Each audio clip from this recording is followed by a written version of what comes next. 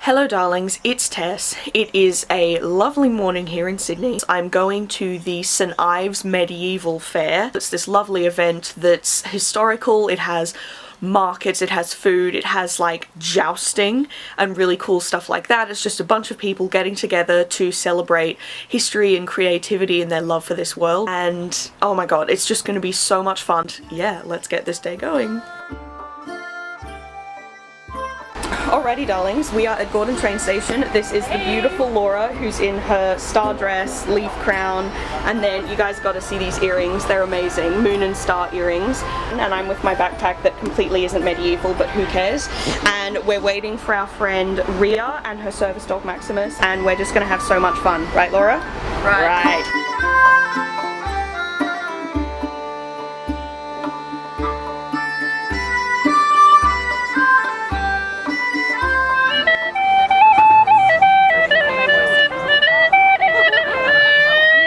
Called a hulusi, H-U-L-U-S-I. Wow. And it's a Chinese gourd flute in English. A gourd flute? How about that? Oh, it's stunning. Did you make the carvings or did you buy them? I bought them off a friend of mine in China. Wow. Yep. Oh my god, they are beautiful. They're so intricate.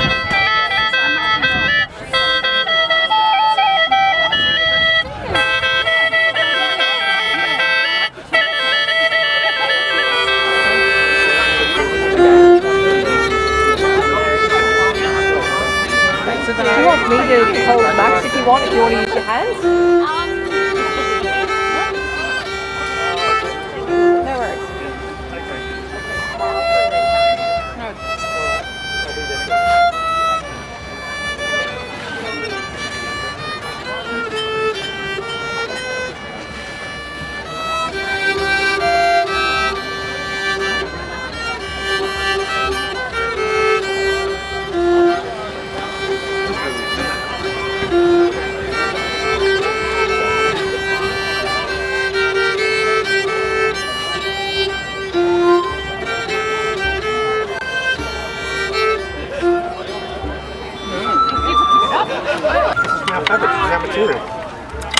So I'm making a 2-ply or 2-stranded yarn. Yes. And it will be washed, and when it's washed it will go to my friend Colin over here and we'll put it on the loom and we'll make something out of it. I know precisely how old this wheel is. Made in 1963. It's like mesmerizing the way that it goes. The wheel itself was made for the maker's daughter. It has her name underneath it. This one is named Rosamond. Rosamond. Oh, that's a perfect name for a spinning wheel. Is right. Like Keith wouldn't really work, but No, Rosamond does. This is the only wheel of this type in existence. It's got some counterweights back here, and these counterweights, this is the only wheel where they're on my side. So does a regular spinning wheel not have any counterweights? No.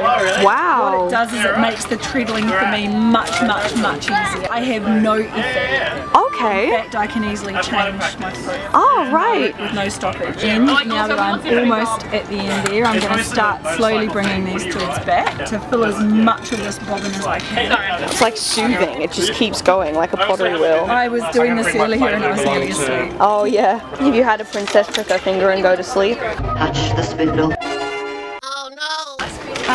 Not on this one. No. This is a loom. Yes, okay. Weaving fabric. Wonderful. So the blue warp and the yellow is the weft. 2 words I definitely didn't know till now. And then how old is this loom? Probably built in the 1960s. 60s, Maybe. cool. Looks easy. It is easy. Yes, it is easy. Just you need to be very patient. So lower some threads, raise others. What are your names, if you want to tell me? I'm Adam. Lovely to meet you. What's your name? Maya. B. Hi. And B, and you're all one family? Yes. Yes.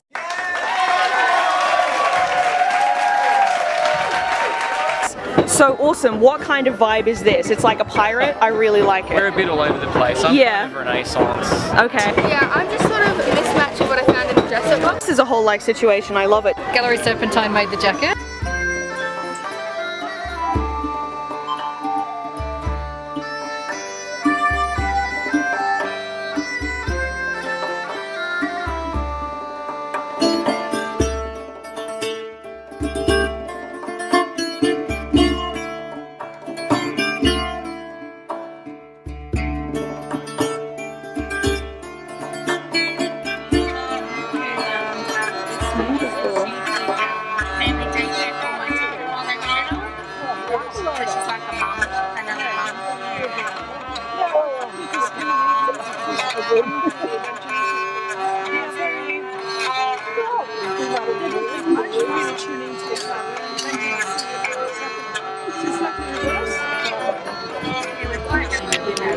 That's incredible. Sometimes you look into their eyes and it's like, oh no.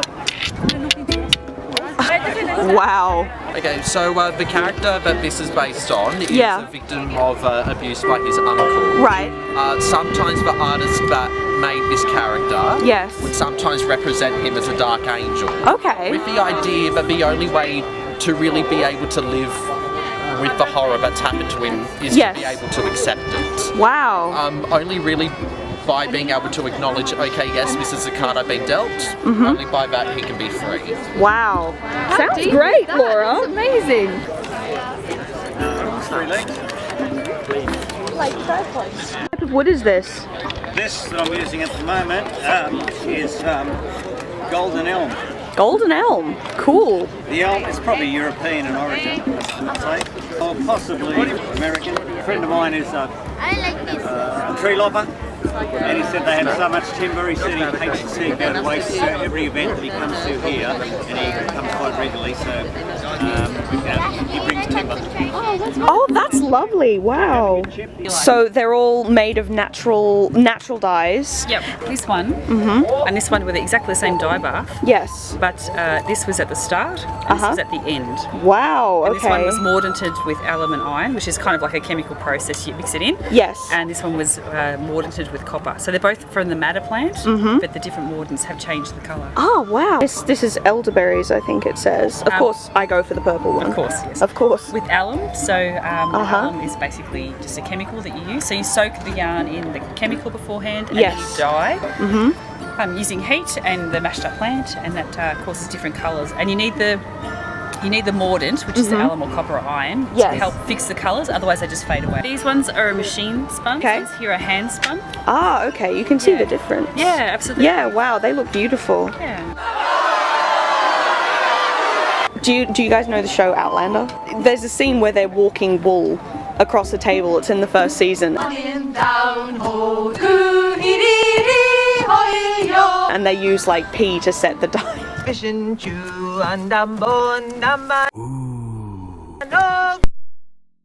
So what they're actually doing is they're felting it. So Okay. so this piece of fabric I wove, Right. but when you weave it, it's basically threads interlocked together. Okay. And it's really kind of floppy. So what you then do is then you belt it. Between heat and I guess being knocked, Pressure. Yeah. yeah, the scales kind of lock together. Wow. A piece of fabric rather than some strings woven Put together. Oh, okay. And the urine changes the acidity level in the wool, will make it process even faster. Wow. Okay. Wow. You know everything. That's amazing.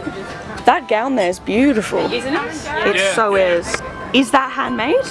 The dress is, yes. I've spent most of my day just interviewing people about the crafts that they do. I'm just walking around like a deer in the headlights. Just please speak to me about your beauty. Little greyhound. All right.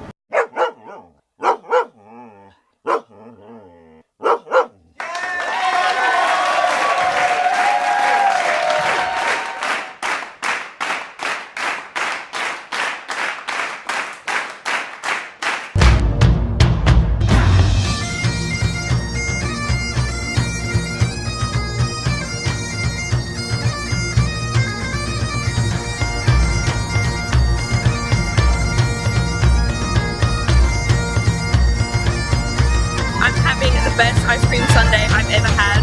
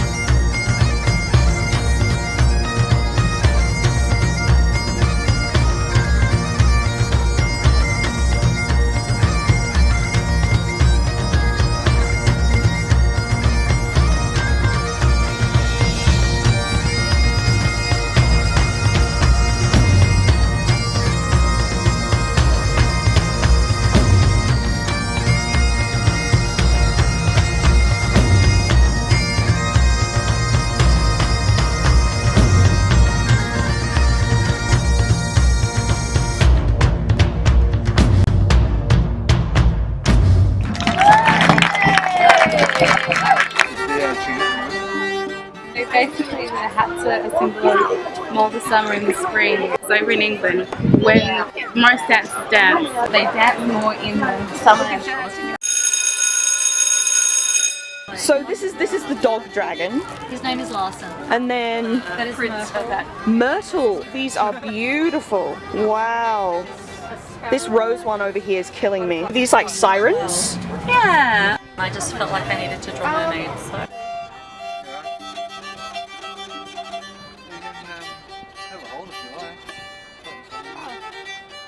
So yeah, the gun crew just got back actually. They've just been firing the cannon. Oh, cool. Cannon's not here yet, but there is some early crude rifles back there, and they're short barrels. Awesome. With a fuse. And they go on a stick.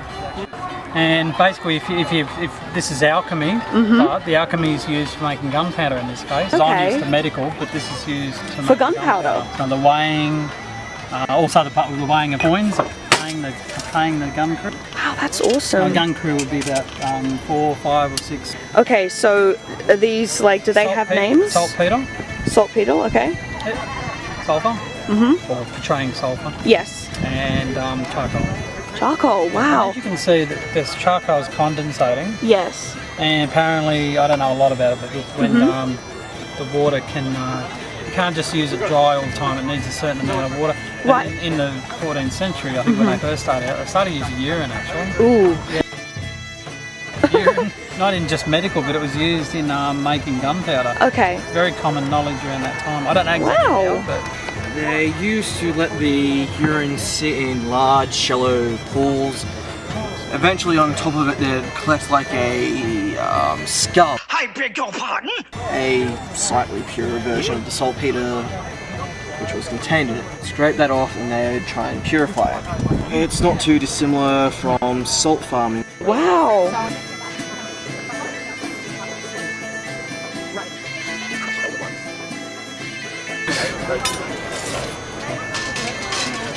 So there's my little eating spike. Somebody brought me that. And I didn't measure anything. That was literally just, yeah, I can do that, no problem. So had you made one before? No. Very good. Well, now I'm going to give some things away. So if you'd like a chance to win something to take home, make sure you're here right now. A lot of things blacksmiths used to make were tools, things for around the house, even cooking stuff. You know, think of something that a blacksmith might make for the kitchen. A fork? Knife.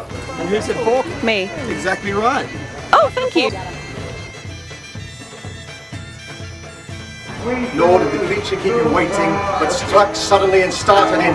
He grabbed and mauled a man on his bench, bit into his bone lappings, bolted down his blood and gorged on him in lumps, leaving the body utterly lifeless, eaten up hand and this is how the sound originally. As soon as beach set, there's a lull, and the bard starts to this part. Da kom of mora under mist priodum, grendel gongen goddess uveia, munter sem man skaffa, manacunus, sumna basur running selatham hian. It's a very old story that keeps getting retold. Beowulf starts to get a bit mournful. He faces his mortality, but he talks in the text about better to let me die with a glorious deed. No, sorry, let me stand here in a glorious deed or face my death here in this meaningful. On the freeunda, so it's like, so there's no silent vowels. Okay. So every vowel is sound Is out. pronounced. Okay. Okay. So in Gaelic, Yeah. you've got 100 silent vowels in a word. So you know the word church we have? Church, yeah. And you know in Scotland they call it a kirk? Yes. It's the same word. Ah. Because the original spelling for church was C-I-R-C. Right. Like. So it's an Anglo-Saxon word. Oh, okay. And So we the Anglo- pronounce it differently. Yeah, Wow. Whereas there are translations where it's like nearly word for word, but then it kind of loses the rhythm. Because Yeah, I can imagine. Yeah. Every translator thinks they've done it the best. Of course. Yeah, see, I just want to bring crafts that people wouldn't have otherwise seen. It's sort of, I could just be here selling arrows that I've made, but it's people like connect with the experience of it. Oh, of course they do. I mean, look at me right now. Yeah. Could stay here all day. If my family had family colours, I'd get you to knock one up, but we don't. You get the purple thing going. Yeah. Quiver full of purple arrows, that'd be cool. And the challenge is also knowing when to stop. Very true. I'll put the feathers on. Oh, sure, yeah. Yeah, that's all from one Oh, beautiful. Yeah. Good afternoon, sir. How are you? Good, thanks. How are you? I'm wonderful. Where's your accent? London? Let's say I'm from London, yes. Okay. This is a Viking area, is it not? Basically 7th century through to 12th century. 7th to 12th, alright. It varies slightly because different members focus on different periods. By Viking nations, do we mean what nations would those be? Norway, Finland, Sweden? Yeah. Okay. So I used to live there. Ah, apothecary? Yeah. Wow. So this would be sort of medicines rather than food? Hello, sir. Are you our apothecary? These are mine. So what kind of herbs do we have along here? Elderflower, coriander, wild poppy. That's either dandelion or milk thistle. Milk thistle, that one. Thyme, plantain, parsley. What's left of it? Lavender? Borage. And you've got real garlic down here. Garlic's an antibiotic. Right. And then there's some spices that they use like pepper. Okay. They got from the Rus, who brought it from the Persians. Right. Then you've got cloves, they got the same way. Yes. There's some poppy flowers, rose petals for headaches. Wow. Elderberries, poppies, poppy seed. Mustard seed, I've got fenugreek seed somewhere. Ah. And that's valerian root, valerian. There's olive oil in that. Wow. Charcoal's for things like indigestion. And that's for cauterizing wounds. And that's for cauterizing wounds, of course. and sewing up. So what you do if you've got a wound, you place plantain on it. And it will stop the bleeding? You chop it, you chop it up, you chew it, because your saliva will activate the enzymes. You pack it into the wound, so they don't situ. Wow. Bleeding, or they suture up. Okay. Ginger and peppermint are good for stopping a stomachache? Yeah, peppermint's actually excellent for stopping stomachache and nausea. And also, I make the mead.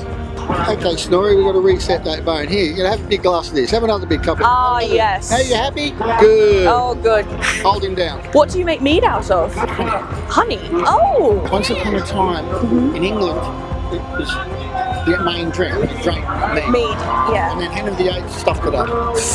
Queen Elizabeth I had a favourite mead, which had thyme and oregano in it. Oh, how about that? No oregano, marjoram. So Marjoram, okay, wow.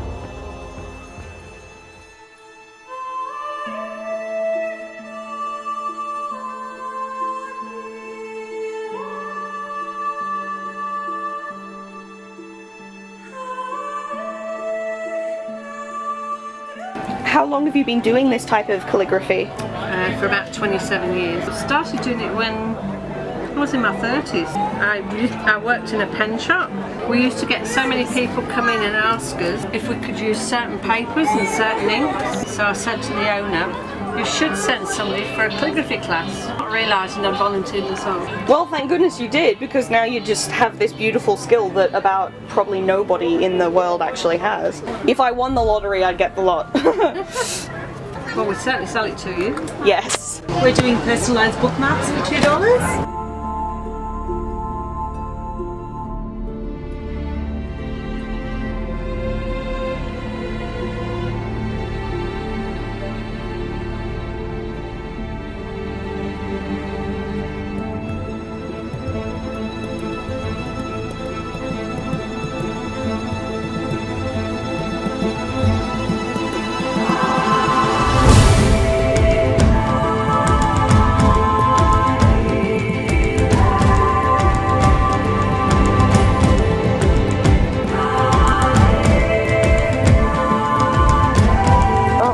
Just beautiful.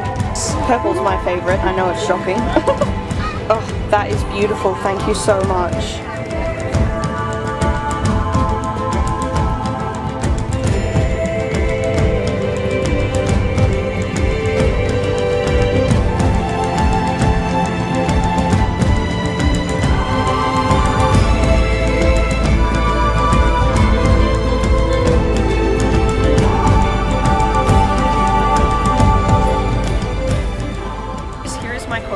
This is a vintage 1970s dress, but luckily it's got a medieval vibe. And now we're getting ready to go home. We've had such an amazing day. I've learned so many things, but I really hope you've enjoyed this video and you can see the beautiful artists and people that are just so committed to creativity and history that come to these events. I want to promote as many of them as possible, and I love you. Keep going. See you next time.